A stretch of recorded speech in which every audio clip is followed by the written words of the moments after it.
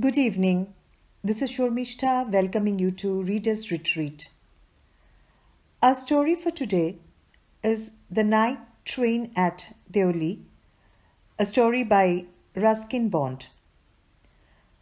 Ruskin Bond, born in 1934, an Indian author of British descent, he was awarded the Sahitya Akademi Award in 1992 for a novel named Our Trees Still Grow in Dera. Bond was also awarded the Padma Shri and the Padma Bhushan in 2014 by the Government of India for his distinguished contribution in the field of literature. Today's story, The Night Train at Deoli. When I was at college, I used to spend my summer vacations in Dera at my grandmother's place. I would leave the plains early in May and return late in July. Deoli was a small station about 30 miles from Dera. It marked the beginning of the heavy jungles of the Indian Terai. The train would reach Deoli at about 5 in the morning, when the station would be dimly lit with electric bulbs and oil lamps, and the jungle across the railway tracks would just be visible in the faint light of dawn. Deoli had only one platform, an office for the station master and a waiting room. The platform boasted a tea stall, a fruit vendor and a few stray dogs. Not much else because the train stopped there for only 10 minutes before rushing on into the forests. Why it stopped at Deoli, I do not know. Nothing ever happened there. Nobody got off the train and nobody got on. There were never any coolies on the platform.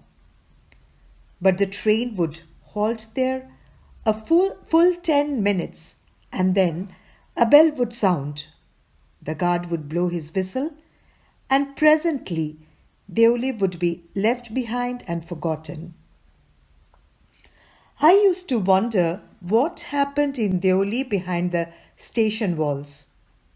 I always felt sorry for that lonely little platform and for the place that nobody wanted to visit. I decided that one day I would get off the train at Deoli and spend the day there just to please the town. I was 18, visiting my grandmother, and the night train stopped at Deoli.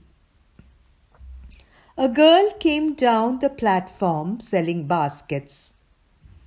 It was a cold morning, and the girl had a shawl thrown across her shoulders. Her feet were bare, and her clothes were old, but she was a young girl, walking gracefully and with dignity. When she came to my window, she stopped. She saw that I was looking at her intently, but at first she pretended not to notice.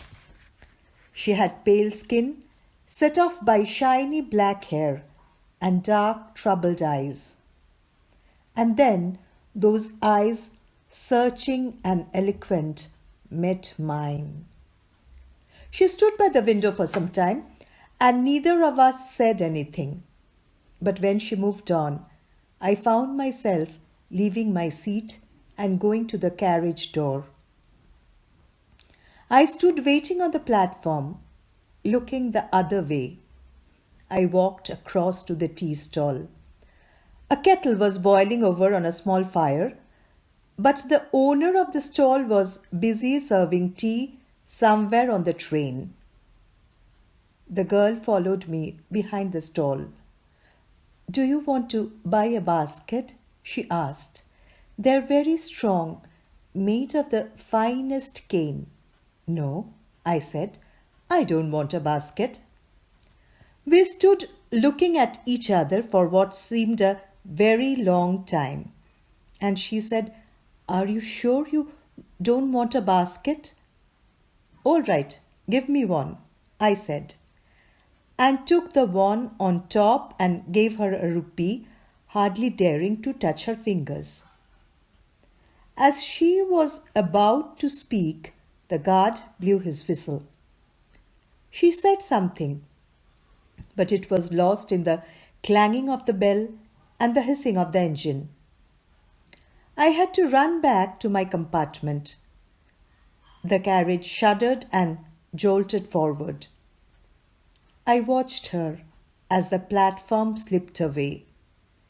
She was alone on the platform and she did not move. But she was looking at me and smiling. I watched her until the signal box came in the way and then the jungle hid the station. But I could still see her standing there alone.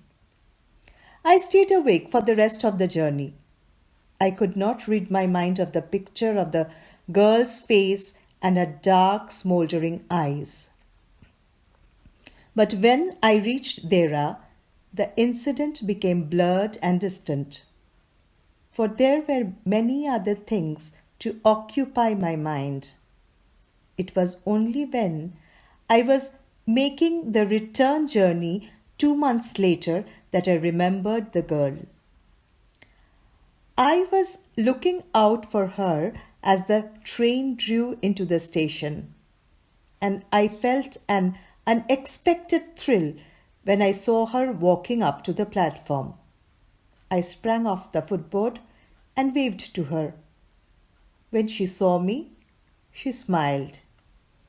She was pleased that I remembered her. I was pleased that she remembered me. We were both pleased, and it was almost like a meeting of old friends.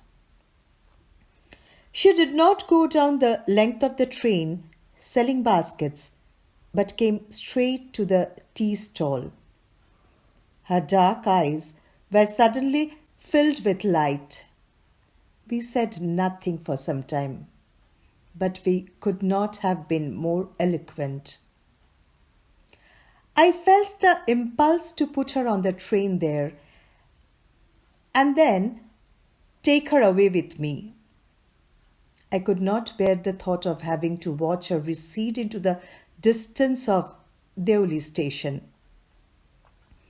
I took the baskets from her hand and put them down on the ground. She put out her hand for one of them, but I caught her hand and held it. "I have to go to Delhi," I said. She nodded. "I do not have to go anywhere." She smiled. The guard blew his whistle for the train to leave. And how I hated the guard for doing that. "I will come again," I said. "Will you be here?" She nodded again, and as she nodded, the bell clanged and the train slid forward. I had to wrench my hand away from the girl and run for the moving train. This time I did not forget her. She was with me for the remainder of the journey and for long after. All that year she was a bright living thing. And when the college term finished, I packed in haste and left for Dera earlier than usual. My grandmother would be pleased at my eagerness to see her. I was nervous and anxious as the train drew into Deoli, because I was wondering what I should say to the girl and what I should do. I was determined that I would not stand helplessly before her, hardly able to speak or do anything about my feelings. The train came to Deoli, and I looked up and down the platform, but I could not see the girl anywhere. I opened the door and stepped off the footboard. I was deeply disappointed and overcome by a sense of foreboding. I felt I had to do something, and so I ran up to the station master and said, "Do you know the girl who used to sell baskets here?" "No, I don't." said the station master, "and you better get on the train if you don't want to be left behind," he said. But I paced up and down the platform and stared over the railings at the station yard. All I saw was a mango tree and a dusty road leading into the jungle. Where did the road go? The train was moving out of the station, and I had to run up the platform and jump for the door of my compartment. Then, as the train gathered speed and rushed through the forests, I sat brooding in front of the window. What could I do about finding a girl I had seen only twice, who had hardly spoken to me, and about whom I knew nothing, absolutely nothing, but for whom I felt a tenderness and responsibility that I had never felt before? My grandmother was not pleased with my visit after all, because I did not stay at her place for more than a couple of weeks. I felt restless and ill at ease. So I took the train back to the plains, meaning to ask further questions of the station master at Deoli. But at Deoli there was a new station master. The previous man had been transferred to another post within the past week. The new man did not know anything about the girl who sold baskets. I found the owner of the tea stall, a small, shriveled up man wearing greasy clothes, and asked him if he knew anything about the girl with the baskets. "Yes, there was such a girl here, I remember quite well," he said, "but she has stopped coming now." "Why?" I asked. "What happened to her?" "How should I know?" said the man. "She was nothing to me." And once again, I had to run for the train. As the Deoli platform receded, I decided that one day I would have to break journey there, spend a day in the town making inquiries, and find the girl who had stolen my heart with nothing but a look from her dark, impatient eyes. With this thought, I consoled myself throughout my last term in college. I went to Dera again in the summer, and when, in the early hours of the morning, the night train drew into Deoli station, I looked up and down the platform for signs of the girl, knowing I would not find her, but hoping just the same. Somehow I could not bring myself to break journey at Deoli and spend a day there. If it was all fiction or a film, I reflected, I would have got down and cleaned up the mystery and reached a suitable ending to the whole thing. I think I was afraid to do this. I was afraid of discovering what really happened to the girl.